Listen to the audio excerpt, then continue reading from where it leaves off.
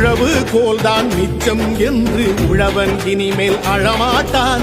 உழவு தொழிலை மதிக்காதவரை நாட்டை ஆள விடமாட்டான். ஏற்பாட்டெல்லாம் போர்ப்பாட்டாகும் எங்கள் ஐயா கட்டளையில் உழுதவன் இனிமேல் கணக்கு கேட்பான் எங்கள் ஐயா கண்ணசைவில். உழுதவன் இனிமேல் கணக்கு கேட்பான்.